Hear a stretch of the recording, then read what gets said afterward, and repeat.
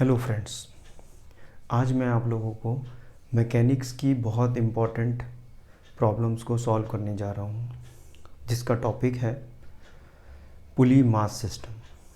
इस टॉपिक में स्टूडेंट्स को काफ़ी दिक्कत रहती है, थोड़ा उन्हें प्रॉब्लम आती है, तो हम देखेंगे कॉन्सेप्ट वाइज किस तरह से इन प्रॉब्लम्स को सॉल्व किया जाता है। ठीक है, इसमें हम लोग न्यूटन्स लॉ का यूज़ करते हैं, न्यूटन्स सेकेंड लॉ का, जो हमें फॉर्मूला पता है F=ma। यहाँ पे जो फोर्स है वो नेट फोर्स है। किसी भी सिस्टम पर एक से ज़्यादा फोर्स लगते हैं, ऐसा नहीं कि एक ही फोर्स लग रहा होगा, बहुत सारे फोर्स लग रहे होंगे, और जो एक्सेलरेशन है वो उसका इफेक्ट होता है। तो सारे फोर्सेस का जो टोटल प्रभाव है, जो इफेक्ट है, वो एक्सेलरेशन है। ठीक है, तो इसको करने के लिए हम लोग कुछ प्रॉब्लम्स को लेते हैं और उस प्रॉब्लम की हेल्प से समझते हैं कि कॉन्सेप्ट कैसे इन्वॉल्व है इसमें। तो एक प्रॉब्लम लेते हैं हम लोग, बहुत फेमस प्रॉब्लम है। क्वेश्चन करते हैं हम लोग। फर्स्ट क्वेश्चन, एक प्रॉब्लम लेते हैं, एक पुली बना लेते हैं और यहाँ पर एक ब्लॉक लगा देते हैं, ये ब्लॉक, और एक दूसरी पुली हमने ले ली यहाँ पर। ये 2 kg की पुली का ब्लॉक है और ये 3 kg का। इस केस में जो पुली है और जो थ्रेड है वो मासलेस है। अभी हम लोग केवल वही क्वेश्चंस करेंगे जिसमें पुली और थ्रेड जो है मासलेस है। तो पुली मासलेस है, पुली हम लोग लिख लेते हैं मासलेस, और ये थ्रेड जो स्ट्रिंग है हमारी, स्ट्रिंग, ये भी हमारी मासलेस है। ठीक है, अब देखते हैं टेंशन इसमें। अगर स्ट्रिंग में मास नहीं है, तो tension through out the string जो है वो सेम रहेगी। इसका मतलब ये है कि हम सपोज करिए हम एक छोटे से इंसेक्ट बन जाए और यहाँ से चलना स्टार्ट करें, यहाँ से चलेंगे और आगे जाएंगे, पुली आएगी, लेकिन पुली का मास नहीं है, तो हमें बीच में कहीं पर भी कोई मास नहीं मिलेगा और हम वापस इस एंड तक आ जाएंगे। 2 kg के एंड से स्टार्ट किया और 3 kg तक हम पहुँच गए, बीच में हमने कोई भी मास हमें नहीं मिला, किसी भी मास के साथ हमारा इनकाउंटर नहीं हुआ। तो इसका मतलब है कि जब तक हम चलते रहे कोई मास नहीं है, इसका मतलब through out the string tension same रहेगी। अगर बीच में कभी मास आ जाता है तो इधर और उधर on the both the sides tension जो है वो हमारी डिफ़र हो जाती है, चेंज हो जाती है।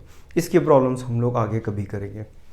तो इसका मतलब है कि इसका टेंशन और इस साइड का टेंशन जो है वो हमारा सेम होगा। अब कौन सा ब्लॉक किधर मूव करेगा इसके बारे में देखते हैं। तो थोड़ा सा हम यहाँ पे लॉजिक का यूज़ करेंगे। यहाँ पे हमारा लॉजिक काम कर सकता है। जब हमारा लॉजिक काम करेगा तो हम लॉजिक का यूज़ करेंगे, और जब हमारा लॉजिक बिल्कुल काम करना बंद कर देगा तो हम मैथ्स का यूज़ करते हैं। तो इसमें बता सकते हैं कि हम लोग ये 3 kg का ब्लॉक नीचे जाएगा कि 2 kg का। जो भारी है वो नीचे चला जाएगा, जो हल्का है वो ऊपर चला जाएगा। तो 3 kg का ब्लॉक डाउनवर्ड डायरेक्शन में मूव करेगा, तो इसको हम लोग लिख लेते हैं ए, डाउनवर्ड डायरेक्शन में। और ये 2 kg का डेफिनेटली ऊपर की तरफ जाएगा, तो इसका एक्सेलरेशन हम लोग लिख लेते हैं ए। जिस एक्सेलरेशन से 3 kg नीचे आएगा उसी एक्सेलरेशन से 2 kg ऊपर की तरफ जाएगा। अब हम क्या करेंगे, इसका फ्री बॉडी डायग्राम बनाएंगे। फ्री बॉडी डायग्राम बनाएंगे एक बार 3 kg का और एक बार हम बनाएंगे 2 kg का। तो FBD ड्रॉ करना है हमें। तो FBD of 3 kg, free body diagram. FBD मतलब फ्री बॉडी डायग्राम। तो 3 kg में कौन कौन से फोर्स लग रहे हैं। तो 3 kg में हमने देखा एक ऊपर टेंशन T लग रहा है, एक नीचे वेट 3G, तो 30 न्यूटन का ये वेट लग रहा होगा। ठीक है ना, हमने G की वैल्यू 10 लिखी है, और ये डाउनवर्ड डायरेक्शन में मूव कर रहा है A के साथ। तो अगर हम न्यूटन सेकेंड लॉ देखें, सेकेंड लॉ, तो F net force will be equal to mass into acceleration. तो नेट फोर्स कितना होगा, जिस डायरेक्शन में ऑब्जेक्ट मूव करता हुआ दिखाई दे रहा है, यानी कि जो 3 kg का ब्लॉक है ये नीचे की तरफ जा रहा है, तो जो 30 न्यूटन वाला फोर्स होगा वो ज़्यादा होगा और जो टेंशन वाला फोर्स होगा वो कम होगा। तो इसका मतलब है कि इसमें जो नेट फोर्स होगा वो होगा 30 - T इक्वल टू मास जिसका फ्री बॉडी डायग्राम बना रहे हैं वो, और acceleration A. Now this is the equation number 1। ये हमारी आ गई इक्वेशन नंबर 1। आई होप ये समझ में आ गया होगा आपको। ये हमने फ्री बॉडी डायग्राम बनाया था 3 kg का, ये हमारी आ गई फर्स्ट इक्वेशन। ना अब हम बनाएंगे FBD 2 kg का। Now draw the FBD of 2 kg। 2 kg block का अब हम FBD बनाएंगे। तो 2 kg के ब्लॉक के साथ इक्वेशन क्या होगी, ऊपर T, नीचे 20 न्यूटन, लेकिन ये ब्लॉक ऊपर की तरफ जा रहा है, तो इसमें कौन सा फोर्स ज़्यादा होगा, टी ज़्यादा होगा कि 20 न्यूटन ज़्यादा होगा। जिस डायरेक्शन में मूव कर रहा है ब्लॉक, उसी डायरेक्शन में लगने वाले फोर्स ज़्यादा होनी चाहिए। तो यहाँ पर जो आएगी वैल्यू, इसकी इक्वेशन अगर हम लिखें ये नेट फोर्स इसी तरह से, तो हमारे पास इक्वेशन आ जाएगी T minus 20 will be equal to 2 into a. Now this is equation number 2। Now this, ये सेकेंड इक्वेशन आ गई। कितने अननोन्स हैं हमारे पास, 2 अननोन्स हैं। टेंशन हमें नहीं पता है और एक्सेलरेशन हमें नहीं पता है। जितने अननोन्स हैं उतनी ही अगर हमारे पास इक्वेशंस हो जाएं तो हम प्रॉब्लम को एग्जैक्टली सॉल्व कर सकते हैं। तो हमारे पास 2 इक्वेशन आ गई, एक ये फर्स्ट इक्वेशन आ गई, एक सेकंड इक्वेशन आ गई। एक बार हमने 3 kg का फ्री बॉडी डायग्राम बनाया, एक बार हमने 2 kg का फ्री बॉडी डायग्राम बनाया। इन दोनों को अब हम सॉल्व कर लेंगे, साइमल्टेनियसली इक्वेशंस हैं। तो आप अगर इनको ऐड कर दीजिए, अगर आप ऐड कर दें तो by adding 1 and 2, adding equation 1 and 2, इन दो को अगर हम ऐड करते हैं तो ये t और ये t कैंसिल हो जाएगा। ये 30 माइनस 20, तो 30 minus 20 will be equal to 5 है। तो हमारे पास एक्सेलरेशन की वैल्यू कितनी आ गई है, 10 divided by 5, you will get 2 metre per second square. तो एक्सेलरेशन हमारे पास आ गया 2 metre per second square. Unit है एक्सेलरेशन की मीटर पर सेकेंड स्क्वायर। अब हमें टेंशन निकालनी है, तो कोई टेंशन की बात नहीं है, किसी भी एक इक्वेशन में हम ये वैल्यू पुट कर दें तो टेंशन आ जाएगी। तो इसमें पुट कर देते हैं 2 में, तो putting this value in equation 2, putting value of ए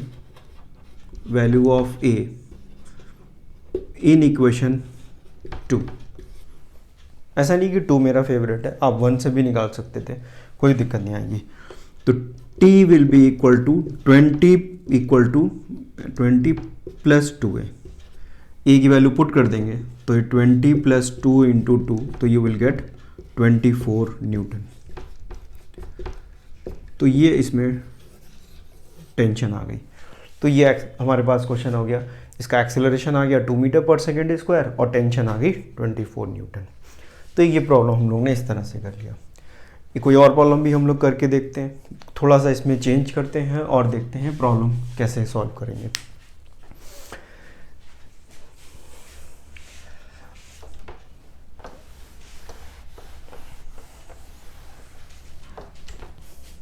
अब जो प्रॉब्लम है हमारी वो सेकंड प्रॉब्लम है, क्वेश्चन नंबर 2। सेकंड प्रॉब्लम हम लोग लिखते हैं, ठीक है ना। थोड़े कुछ क्वेश्चंस करेंगे तभी हम लोग को इसमें थोड़ी और क्लियरिटी आएगी।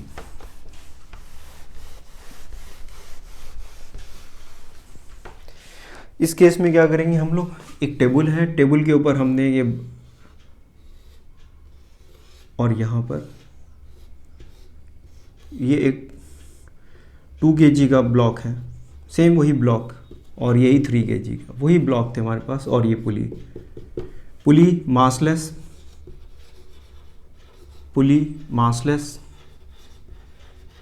और जो स्ट्रिंग है वो भी मासलेस है, स्ट्रिंग मासलेस, स्ट्रिंग भी मासलेस है, पुली और थ्रेड हमारे जो हैं दोनों मासलेस हैं। अब क्या होगा इसमें बता सकते हैं, इसमें भी हम बता सकते हैं कि ये डाउनवर्ड डायरेक्शन में ए से मूव करेगा, या से नीचे गिरेगा धीरे धीरे। जब ये नीचे की तरफ फॉल करेगा तो ये आगे की तरफ आएगा, ठीक है। तो अब इसका फ्री बॉडी डायग्राम बनाते हैं। तो F B D of 2 kg, तो 2 kg में कितने फोर्स लग रहे हैं, एक टेंशन टी ऊपर लग रहा है और ये 20 न्यूटन नीचे लग रहा है। ये हमने जी से इसमें मल्टीप्लाई कर दिया इसलिए, और ये नीचे की तरफ ही मूव कर रहा है। तो इसकी इक्वेशन अगर हम लिखें तो क्या होगी, नेट फोर्स किधर है, ये डाउनवर्ड डायरेक्शन में मूव कर रहा है, डाउनवर्ड डायरेक्शन का ही फोर्स ज़्यादा भी होगा। तो ये वैल्यू आएगी हमारे पास 20 minus T will be equal to 2 into a. Now this is equation number 1। ये हमारे पास फर्स्ट इक्वेशन आ गई इसकी, ठीक है। तो ये फर्स्ट इक्वेशन आ गई, जैसे भी हम लोग ने किया था वही। यहाँ पर भी क्या करा हम लोग ने, नेट फोर्स, जो नेट फोर्स है that will be equal to mass into acceleration. Newton's का सेकंड फॉर्मूला जो था, सेकंड लॉ था, उसका हम लोग ने कॉन्सेप्ट का इस्तेमाल किया है यहाँ पर। अब हम लोग एफ बी डी 3 kg का बना देंगे। तो F B D of 3 3 kg के FBD में अगर आप देखो तो ये टेबल के ऊपर रखा है, तो यहाँ से एक नॉर्मल लगेगा और एक यहाँ 30 न्यूटन लगेगा, और इधर की तरफ ये एक टेंशन लगेगा, और ब्लॉक भी इसी डायरेक्शन में मूव कर रहा है, जिस डायरेक्शन में थ्रेड है ब्लॉक उस वजह से मूव कर रहा है। तो यहाँ पे इस पर्टिकुलर प्रॉब्लम में नॉर्मल जो है वो 30 न्यूटन के बराबर होगा, इसकी यहाँ पर हमें ज़रूरत नहीं है। तो नॉर्मल की वैल्यू तो यहाँ पर 30 न्यूटन हो गई, और ये टी जिस डायरेक्शन में मूव कर रहा है, तो यहाँ से भी अगर हम net force will be equal to mass into acceleration लिखें तो T will be equal to m कितना है 3 kg का, तो 3 इंटू ए, दिस है इक्वेशन नंबर 2। ये सेकेंड इक्वेशन आ गई हमारे पास। तो ये फर्स्ट इक्वेशन, ये second equation, two simultaneously equations we can solve easily and get the solution. तो देखते हैं क्या करना होगा। ये सेकेंड वाली इक्वेशन को फर्स्ट में पुट कर देते हैं, तो putting the value of 2, the value of 2 in equation 1 in 1, ठीक है, इक्वेशन 1। तो यहाँ 20 माइनस टी, तो ये वैल्यू हो जाएगी 20 माइनस टी, टी की value 3a will be equal to 2a। तो ये वैल्यू आ गई, a की वैल्यू कितनी आ गई 4 मीटर पर सेकेंड स्क्वायर।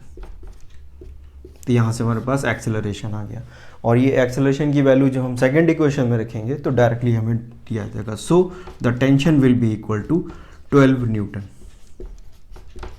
तो इस तरह के प्रॉब्लम्स हमारे जो हैं पूछे जाते हैं, बहुत फेमस प्रॉब्लम्स हैं ये, इस तरह के क्वेश्चन जिसमें एक पुली लगी रहती है जो कि मासलेस होता है और हमारे ब्लॉक्स होते हैं। आई होप आपको ये समझ में आ गया होगा। अब एक प्रॉब्लम मैं आपको दे रहा हूँ, आपको बताना है कि इस क्वेश्चन को कैसे करते हैं।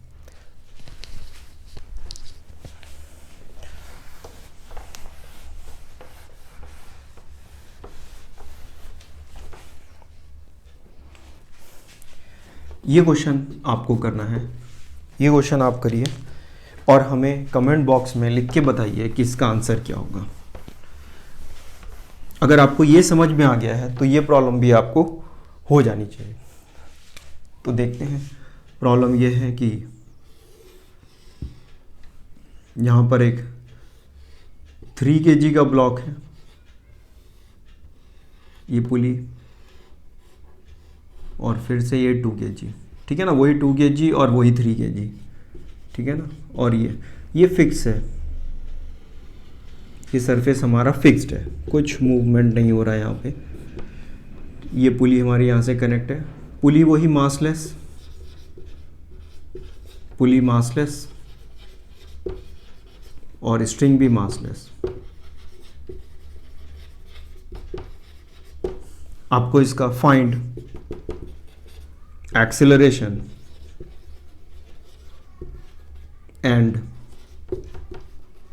टेंशन इन स्ट्रिंग, ये बात बतानी है।